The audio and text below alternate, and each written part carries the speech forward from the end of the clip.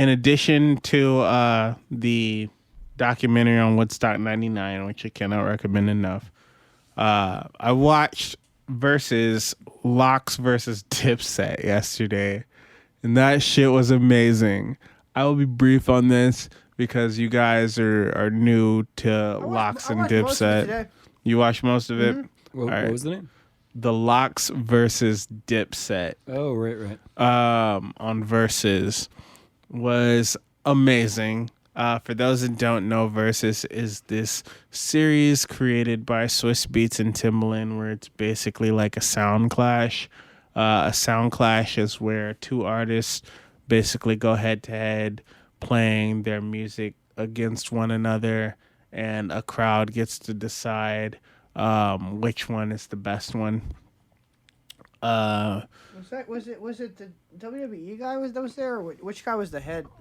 That was like, everybody get ready, like the Bruce Buffer. Oh, okay.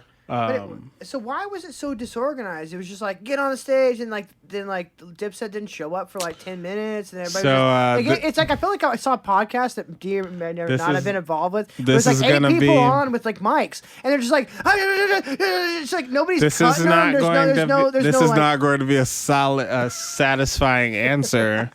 But the reason why there's nobody controlling anything. The reason why nobody's side chaining vocal mics or doing ducking, like it's crazy. The reason why is rap.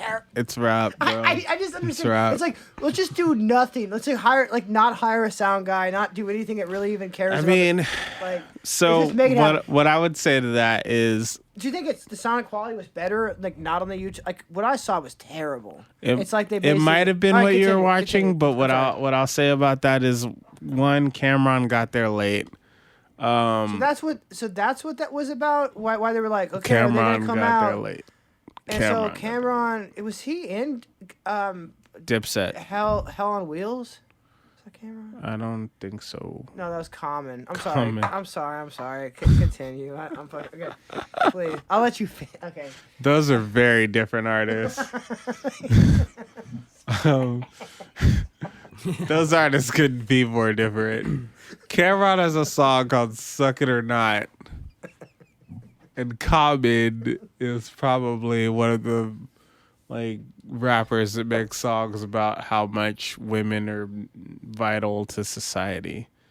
I liked him in we digress. Okay, continue.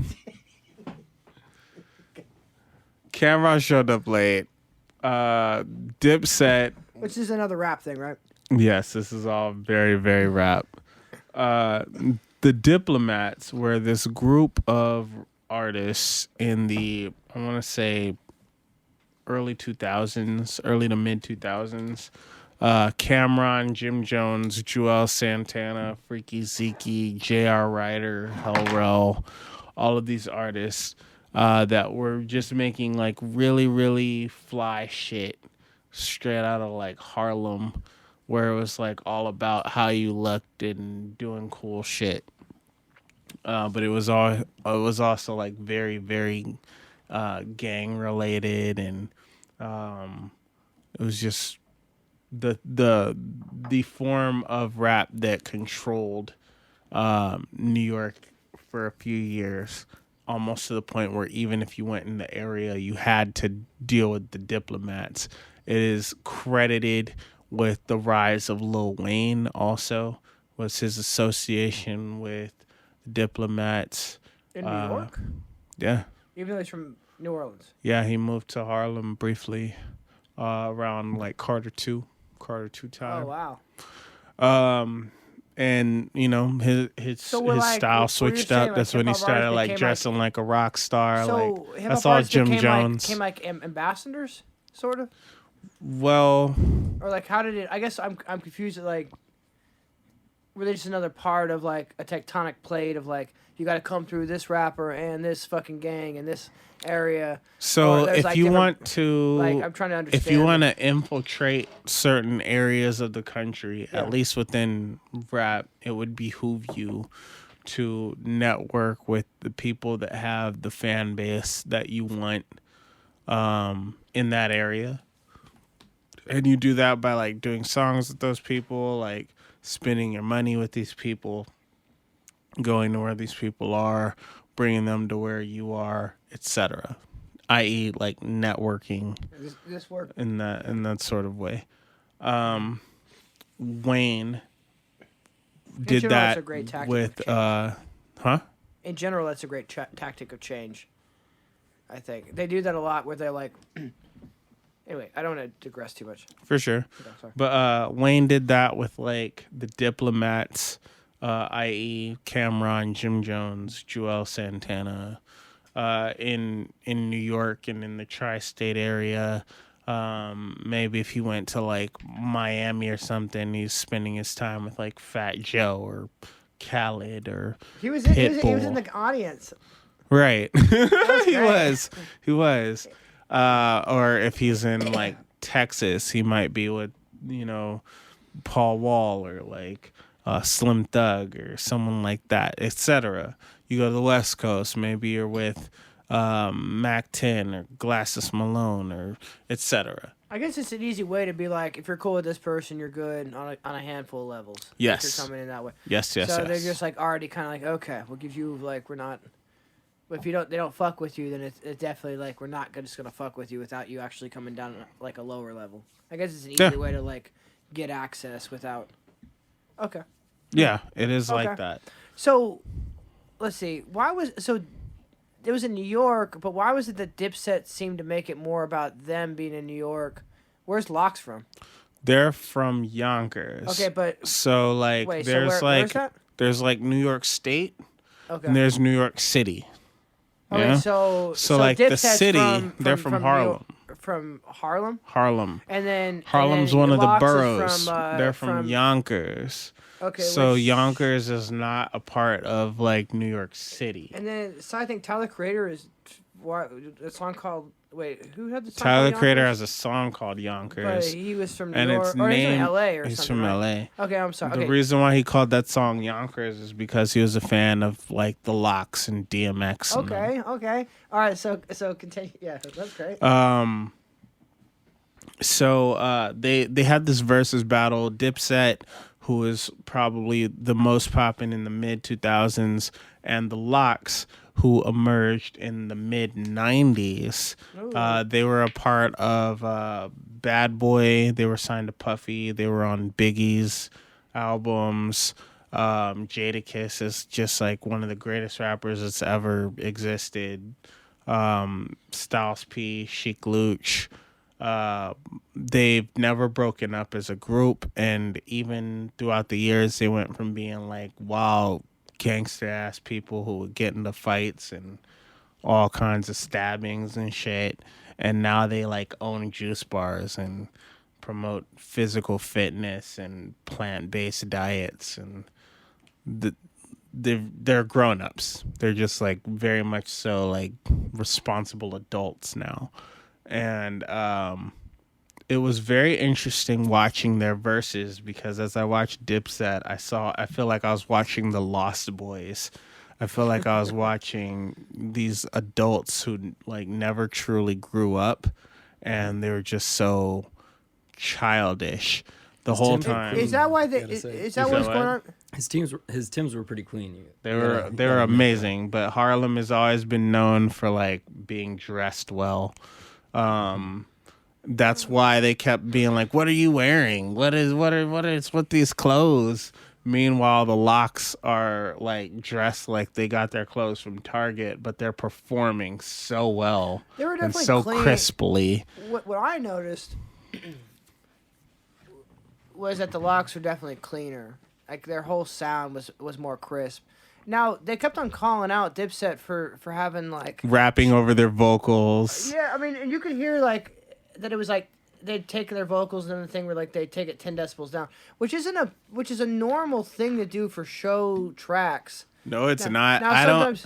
There are rappers that perform over their vocals, and there are rappers that don't. Hooks. The difference but is I don't know about the verses and stuff. The difference is for verses you usually mute your verse. The difference is there are rappers that perform in clubs / club appearances, and then there are rappers that tour. The rappers that tour that play like the mid-sized venues, the small venues, the large venues. Those people have good shows. They don't typically rap over their vocals and shit like that because they are used to performing. Whereas you have the rappers that like perform at clubs and do club appearances where they're basically hosts at the club. So it's like, hey, everybody, come to the club tonight. You know who's going to be there? Cameron. Cameron's going to be at the club and he's going to be hanging out. So don't you want to hang out around Cameron? And then sometime during the night, Cameron might get up and they might play one of Cameron's new songs, or they might do like a little DJ set where they're playing a bunch of Cameron songs and he has a microphone and he's like saying tip your bartenders and maybe easy doing to be tipsy and do it. It's kind of like, different. It's kind of like when DJs just play a playlist as opposed to actually like really spinning. One is more about you being a celebrity and the other is more about you being a performer. I see. Does this and make so that's sense? why the Lux wanted to point out the distinction every chance they got. Well, it seemed like Dipset would just like, they wouldn't shut the fuck up between songs. It seems like I couldn't tell who was talking over it, but it was like nobody was ever like, you gotta be able to cut mics. It's almost like those debates we saw with those fucking, like the presidential debates. Like, somebody cut these motherfuckers' mics when it's not their turn to talk. Shut the fuck up. Like, it was just wild. Like, really, just choose who has the lane. Give them the lane. What was that other show? Like, it was just wild. There was no, it was like no mediator. Like a rap battle between like two people, and it was like freestyling. What was it called? It was super famous. You know what I'm talking about? Let's see. Wildin' Out, was that Wildin' Out? Wildin' Out still exists. That's Nick Cannon's baby. And that's basically like sketch comedy, and at the end they basically do a big ass rap battle, but the focus is on the jokes and the punchlines. That's right. I think that's a very cool show. But I absolutely loved this battle. I think the Lox beat the dog shit out of the Diplomats, and I love Dipset. I went into it thinking that they were going to win. But I am a Lox fan. I think that what the Lox basically proved is that catalog and performance trumps all. Regardless of whether or not somebody has more hits than you, if they don't know how to perform them shits, they're just not going to look as good. And Jadakiss walked away from that looking like Giannis in his 50-point game. It was absolutely incredible. Great job, Jadakiss. And it's crazy to think that his peak was that far back too. Now knowing that, I'm not familiar with. I think that his peak was probably, you know that song Why. Mm-hmm. That's Jadakiss. Oh. Why is Jadakiss as hard as it gets? Why is the industry designed to keep the artists in debt? And why them niggas ain't riding if they part of your set? And if you always get it popping while you party to death? Jadakiss, hard. Styles P has, hits, but, he's also like a very gangster ass conscious rapper, more or less. Sheik Luch makes goon music, and they have hits, like big old stupid stanky hits, like hits, like All About the Benjamins and Facts. No, this is real. We're looking at a meme of Gohan beating the shit out of Super Boo. And that is basically what it was like when Jadakiss counteracted New York City with New York. I thought you guys are real. You're going to let these guys talk over their fucking verses? Like, he's like, yeah. And he's like, causing a distraction. So who was it that pulled up the lawn chair and was chilling? Cameron. That's Cameron. I love Cameron. Cameron is one of the... Do you think the people behind him, so everybody's standing there with asses to a bunch of people. Think those people pay for seats to have their ass in their face? They definitely pay for seats. I know a couple. It looked like they're just like. I know a couple of people that went. Didn't see shit. I know a couple of people that went. It was like $800 for a seat. So you're telling me I could have got shit thrown in my face at Woodstock 94 through 99? I mean, I don't know if I'm going to say that people are literally walking around pooping and spray pooping like that. But I will say. I feel like it's a better deal than dealing with like... That's crazy. That is insane. What y'all been listening to? What you been listening to, Ev? You know,